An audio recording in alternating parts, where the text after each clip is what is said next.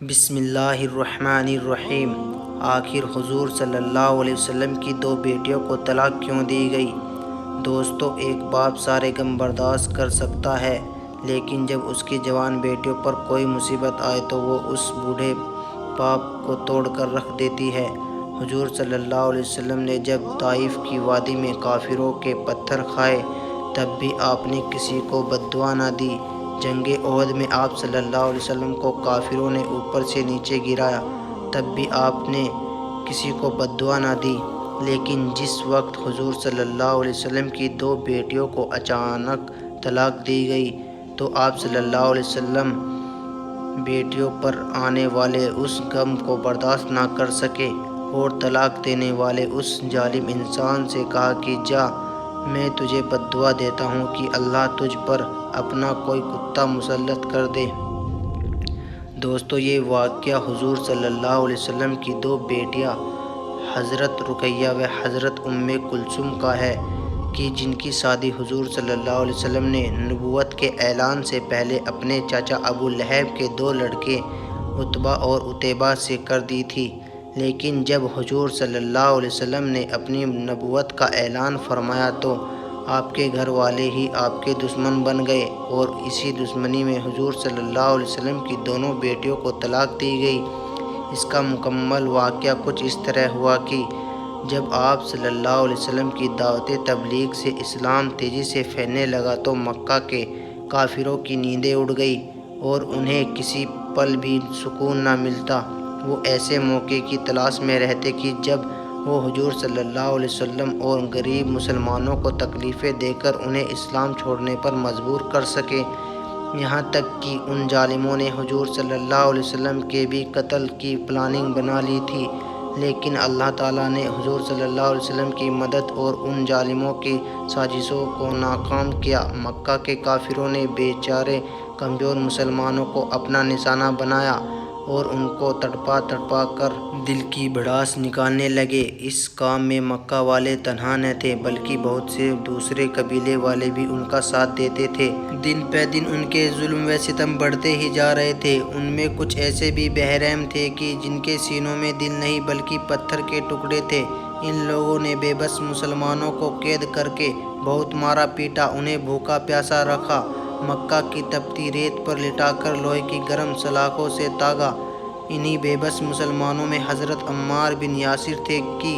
جن کو مکہ کے ظالم لوہے کی زرہیں پہنا کر دھوپ میں لٹا دیتے اور اس تپتی زمین پر انہیں اتنا مارتے کہ وہ بے ہوش ہو جاتے۔ انہی کمزور مسلمانوں میں حضرت خباب بن ارت رضی اللہ عنہ بھی تھے کہ جن کے سر کو لوہے کی گرم سلاخوں سے داغا جاتا۔ ایک دن تو ظالموں نے عہد کر دی کہ کوئلہ تگا کر اس پر حضرت خباب کو چت لٹا دیا، یہاں تک کہ وہ کوئلہ ان کے خون سے ٹھنڈا پڑا۔ انہی مظلوم مسلمانوں میں حضرت بلال حبشی رضی اللہ عنہ بھی تھے کہ جو امیہ بن خلف کے غلام تھے۔ جب حضرت بلال نے اسلام قبول کیا تو ان کے مالک نے ان کا کھانا پانی بند کر دیا اور پھر جب حضرت بلال بھوک پیاس سے بے حال ہو جاتے تو ٹھیک دوپہر کے وقت وہ ظالم حضرت بلال پر گرم تپتی چٹان رکھ کر انہیں دھوپ میں لٹا دیتا تاکہ وہ اسلام کو چھوڑ دیں، لیکن حضرت بلال رضی اللہ عنہ ان سبھی تکلیفوں کو برداشت کرتے اور اپنی زبان سے صرف ایک ہی لفظ کہتے کہ میرا اللہ صرف ایک ہے، اس کے علاوہ کوئی دنیا کا مالک نہیں۔ حضور صلی اللہ علیہ وسلم جب بھی حضرت بلال کے پاس سے گزرتے تو ان کی تکلیف دیکھ کر آپ صلی اللہ علیہ وسلم کی آنکھوں میں آنسو بھر آتے اور پھر حضرت بلال سے فرماتے کہ اے بلال، صبر کرنا، اللہ تمہیں اس کا بہتر بدلہ عطا فرمائے گا۔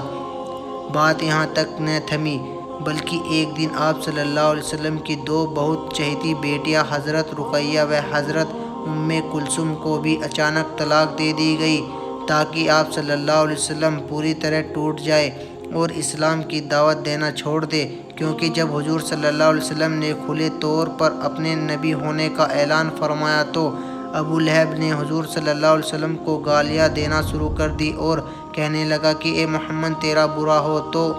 اس پر اللہ نے قرآن کی آیتیں نازل کرتے ہوئے فرمایا کہ برا تو ابو لہب کا ہوگا۔ رقیہ و ام کلثوم آپ صلی اللہ علیہ وسلم کی بیچ کی دو بیٹیاں تھیں۔ یہ ابو لہب کے دو بیٹوں عتبہ و عتیبہ کے ساتھ نکاح کے رشتے میں تھی اور وہ دونوں لڑکے اپنے باپ ابو لہب کی طرح بے رحم انسان تھے اور اسلام کے کٹر دشمن تھے۔ حضور صلی اللہ علیہ وسلم کی ان دونوں بیٹیوں کا نکاح تو ابو لہب کے لڑکوں سے ہو گیا لیکن ابھی تک رخصتی نہیں ہوئی تھی۔ چنانچہ ایک زمانے تک ابو لہب کے ان دونوں لڑکوں نے حضور صلی اللہ علیہ وسلم کی لڑکیوں کے ناک میں دم کیا رکھا اور کڑوی کڑوی باتوں سے ان کے دل چھیدتے رہے، لیکن بدنصیب ابو لہب کو اس سے بھی سکون نہیں ملا اور آخر ایک دن اپنے لڑکوں سے کہنے لگا کہ اگر تم محمد کی لڑکیوں کو طلاق نہیں دو گے تو تم پر میرا گھر حرام ہے۔ باپ کے حکم پر یہ دونوں لڑکے حضور صلی اللہ علیہ وسلم کے پاس پہنچے۔ اس وقت آپ صلی اللہ علیہ وسلم کعبہ شریف کے پاس بیٹھے ہوئے تھے کہ اچانک پیچھے سے جا کر ان دونوں لڑکوں نے حضور صلی اللہ علیہ وسلم کو دھکا دیا اور پھر ایک نے آپ صلی اللہ علیہ وسلم کا گریبان پکڑ کر اتنی زور سے گھسیٹا کہ آپ صلی اللہ علیہ وسلم کا گریبان بھی پھٹ گیا اور پھر عتبہ کھینچتے ہوئے کہنے لگا کہ اے محمد جا، آج سے ہم دونوں نے تیری دونوں لڑکیوں کو طلاق دی۔ جس وقت ان ظالموں نے حضور صلی اللہ علیہ وسلم کی بیٹیوں کو طلاق دی تو آپ صلی اللہ علیہ وسلم کا دل ٹوٹ کر رہ گیا۔ جب طائف کی وادی میں آپ صلی اللہ علیہ وسلم پر ظالموں نے پتھر برسائے تھے تب بھی آپ نے کسی کو بد دعا نہ دی۔ جب جنگ احد کے موقع پر آپ صلی اللہ علیہ وسلم اوپر سے نیچے گرے تب بھی آپ نے کسی کو بد دعا نہ دی۔ لیکن جس وقت ابو لہب کے ان دونوں لڑکوں نے آ کر حضور صلی اللہ علیہ وسلم کی بیٹیوں کو طلاق دی تو بیٹیوں پر پڑنے والا یہ غم آپ صلی اللہ علیہ وسلم برداشت نہ کر سکے اور کہنے لگے کہ عتبہ جا، میں تم دونوں کو بد دعا دیتا ہوں کہ اللہ تم پر اپنا کوئی کتا مسلط کر دے۔ اور پھر حضور صلی اللہ علیہ وسلم کی بد دعا کا اثر ایسا ہوا کہ ایک روز ابو لہب کا یہی لڑکا ایک قافلے کے ساتھ شام شہر کی طرف تجارت کے لیے جا رہا تھا تو رات میں ایک جنگجو اچانک شیر آ گیا۔ اس نے قافلے کے سبھی لوگوں کو سونگا لیکن کسی سے کچھ نہ بولا، لیکن جب عتبہ کے پاس پہنچا تو اسے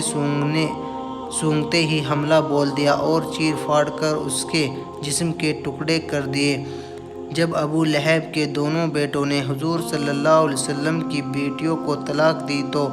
آپ صلی اللہ علیہ وسلم نے اپنی بڑی بیٹی کی شادی حضرت عثمان رضی اللہ عنہ سے کر دی۔ لیکن کچھ دنوں بعد جب حضور صلی اللہ علیہ وسلم کی اس بڑی بیٹی کی وفات ہوئی تو آپ صلی اللہ علیہ وسلم نے اپنی دوسری بیٹی کی بھی شادی حضرت عثمان رضی اللہ عنہ سے ہی کر دی۔